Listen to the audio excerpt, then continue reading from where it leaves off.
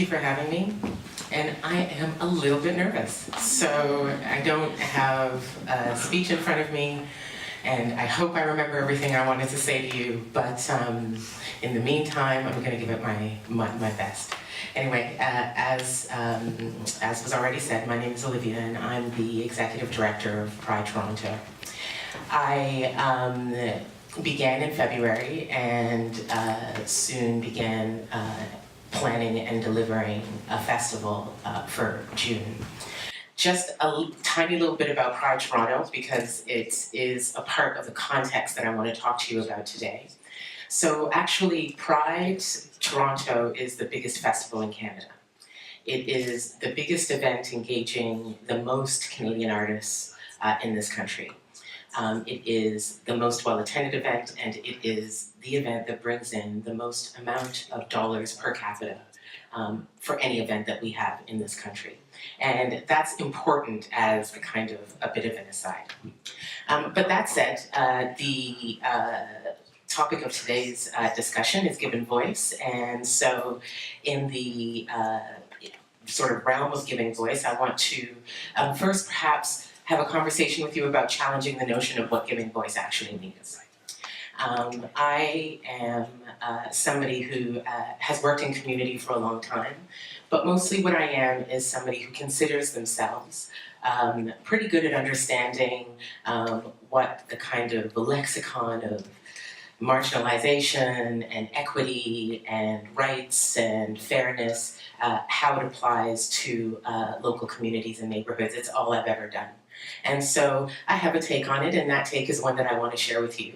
And I'm also so pleased that I was invited, because this is the first time I'm kind of sharing that take. And so it'll be interesting to see how it's received, and whether or not, one, it's abstract enough, but certainly whether or not it's achievable. So the first thing I'm going to do is ask you to really consider the words giving voice. And I'd ask you to really consider who it is and what it is we are giving voice to. And I'm going to use as an example, for a number of reasons, what happened in Toronto and what happened with Pride Toronto. So just very quickly, in 2016, our parade was stopped by a group called Black Lives Matter. And that group made a number of demands of us as an organization, but really we're making demands of Canadian society as a whole. One of the most important things to note about our protest was that it was the first of its kind internationally. So it was the first time Black Lives Matter, not that we don't have protests every year, but it was the first time that it had happened at a Pride parade. And it was the first time as LGBTQ plus communities, we started talking about the very nature of our range of sexual and gender identities, most particularly as it applies to communities of color. So it's important to note in that context that while we saw ourselves as Pride as somebody who, as an organization, that valued highly what it meant to be diverse and accepting and loving and boundary-free, we were soon to discover that that was the furthest from the case that we could have possibly imagined. And it led to a number of conversations within, and I won't use LGBTQ plus communities, I will say queer, because that's just what I'm comfortable with. And I'm sorry for those that aren't, but there are a variety of reasons that I am. It led us to have a conversation about what it meant to be queer in the context of postmodern society. The first thing that we soon came to realize, and I will also have as an aside, I'm born and raised Canadian, I'm second generation, and so while my background is that of West African, I am absolutely, my cultural references are that of what it means to be born and raised in this country. Soon after, of course, I graduated university, I left, and I went to Europe precisely because I wanted to better understand what it meant to be me in a global context. So what happened in 2016 was the start of a conversation about equity that has really, the horse is already bolted. And one of the premises of what we, or certainly what happened in 2016, but what we've been trying to say since, is that we don't want to have conversations about equity. We don't want to have conversations about marginalization, precisely because it others people. So obviously, if you're having a conversation about what it means to be, let's say, poor, you are in relation to somebody who might have greater access. If you are trying to have a conversation about what it means to attain the same levels of kind of societal acceptance, obviously there must be somebody that has societal acceptance and somebody that doesn't, and so what we're trying to do is bridge the gap between the two. This is the real conversation I want to have with you. And this is the real conversation that came out of our sort of internal dialogue in 2016. So, as gender non-conforming, queer, sexually diverse, whatever you want to call it, as all of those communities, actually, we no longer want to be defined by anything. In fact, we're so tired of definitions.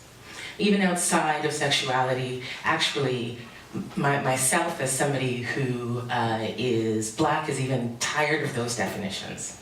Mostly because those definitions rarely reflect the realities of my daily life, in either sense. So either we're talking about equity and we're talking about what that means for me, in which case I feel slightly like I am somewhat different from other people, or we're not talking about equity, we're talking about the offshoots of equity, in which case I feel put upon because somehow those greater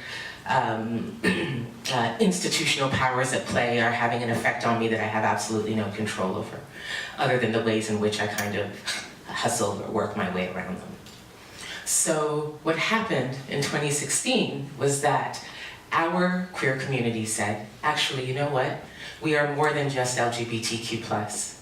We are a range of different kinds of people, and we are different people at different times.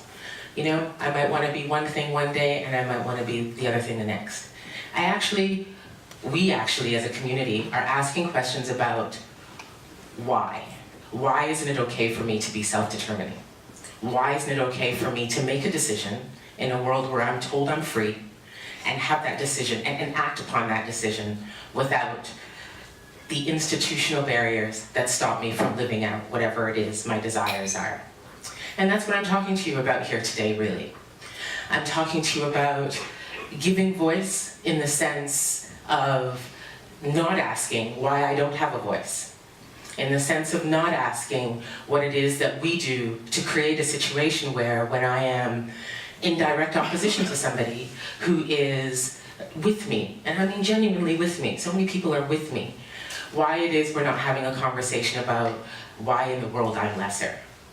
And certainly I have for a long time run a number of organizations, and either as a woman or as a Black woman or as a queer woman, a lot of people, a lot of very well-meaning people have attempted to give me voice. But that voice has never certainly reflected what I have felt my life has been like. So what we are talking about here is a kind of inequity that is institutionally based, where we kind of talk and work in the margins, but we actually don't do our best or try hard to dismantle those barriers that stop us from being able to truly realize what it means to be equal. And then we don't ask ourselves, well, what is equality? And who is equal and who isn't? That's what Pride Toronto asked. That's what Pride Toronto asked of Canadian society. And the particular group of people that felt particularly affected by this were people who were othered several times over. So in Pride, we have a number of members. We're a membership organization. We're community-driven. But we also have a number of members who don't fit into those acronyms, categories, legal definitions very easily. We have that. We also have a number of members who, through that process, have become somewhat traumatized by their experience of their otherness. And as a result, that leads to its own kind of marginalization. As Pride Toronto, we're trying to talk about and understand how and why that happens. And we're trying to understand why it is that certain people, and especially people for whom are on that kind of gender and sexual continuum, that don't necessarily fit into what we understand as heteronormative ways of living and being, but what their place is in not only Canadian society, but in society globally. We're also seeing something else happen. We're seeing our rights being systematically removed in one way or another. It's almost like our lives are optional. So depending on whether it's who's in power, what you know and what you don't know, we ultimately are sort of left to the whims of individual understanding about what it means to be who we are. It's in that context that I'm having this conversation with you today. It's in the context of understanding that I stand here before you and there are a lot of symbols that make up who I am. And I'm standing and I'm looking out at a group of people. And I'm trying to understand how it is I can communicate what you perhaps have not come into contact with, have not sort of emotionally had closeness with, such that I could have you understand what it means to be othered in a way that leads you to feel like your life is constantly in danger. And for a large, large section of our community, that's the case. And so I kind of have in my mind a sort of thought about how it is we address some of those issues. And one of the ways in which a number of our members would wish for us to address those issues is to dismantle, if you like, those institutional services that continue to create the kind of othering that means that we live in a world where we kind of accept that there are haves and there are have-nots. We are actually, in my little organization, we've actually rejected that notion that actually we need to be defined by the way in which either the legislature or common practice has deemed we should live our lives. And after a while, when the talking and the collaborating and the trying to create personal understanding doesn't quite work, you get a little bit angry and you start to protest and you start to ask why. And that's what we saw. So once what happened at Pride happened, we saw across America and then across Europe different Pride parades being stopped by communities who felt exactly the same way, who felt angry that they had to create space, who felt upset that they weren't a part of the definition that decided that somehow they were marginalized and so needed something other than what they themselves could create. And then the just general notion that we all understand about the kind of myriad of ways in which, for a variety of reasons, this particular community suffers either psychologically, economically, socially, the kind of effects of being othered. And so the ask, certainly from our membership, is several things. One of those asks is we really need to have a conversation about communities of color in Canada. And we really need to have a conversation about what inequities exist in that context. And we don't have that conversation enough. So once we deal with that, we really need to have a conversation about the effects of those inequities on people's daily lives.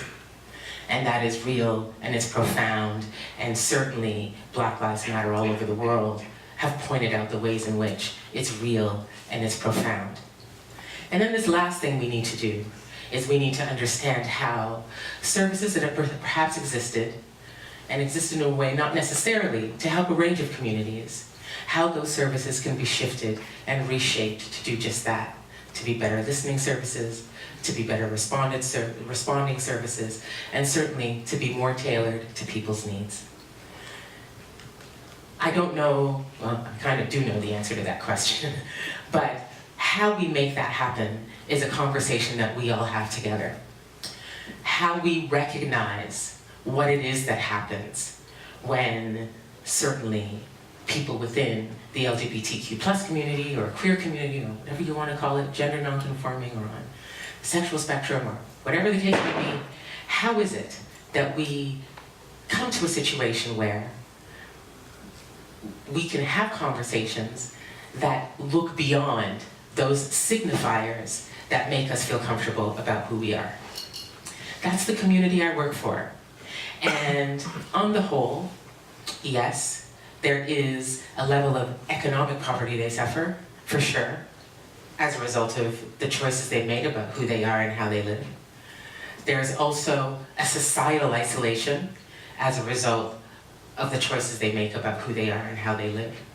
And then there are those signifiers that we all go by, signifiers either color or, often, certainly in the queer community, we often talk about trans communities because those are the obvious signifiers. Them and perhaps non-binary people, Are you a girl? Are you a boy? Are you trans? Are you not? All of those kinds of questions are questions that we are now kind of starting to ask whether or not they're valid and what they are in relation to, and how it is that we ensure that as a kind of citizenry, that we are profoundly aware that there is actually a huge differential, and that differential is only comes down to that of the kind of discriminatory practice that means that some people do better than others, and they do worse because actually of who they are. And so they almost become a prison within themselves. What we are dealing with now is a huge group of people who are suffering a range of psychological traumas, physical traumas, you name it, as a result of who they are. And for the first time amongst this group of people, actually what we're hearing is, we don't want what has been understood to be the rights that we've achieved so far. We want something more. We don't want validation. We just want to be able to define ourselves, not have to consult with anybody to do that. So you have to remember there's not much that happens in the queer community when it comes to engaging with institutional services for which there aren't several barriers of discrimination. And we are actually saying that we've had enough of it.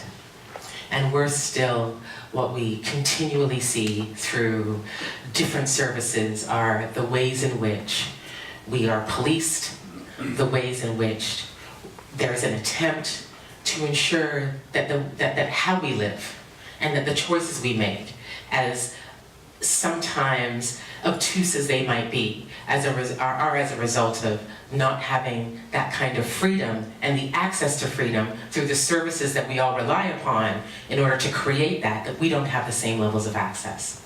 And so I would like for you to really ask yourselves, what does that actually mean? You hear me now, for the most part, and so many members of the community the same. I was, raised in what would be considered an economically marginalized part of Toronto. I, for a whole load of reasons, upon first glance, might tick all the boxes for somebody who might need some kind of voice given to, but as you can hear, no, I don't.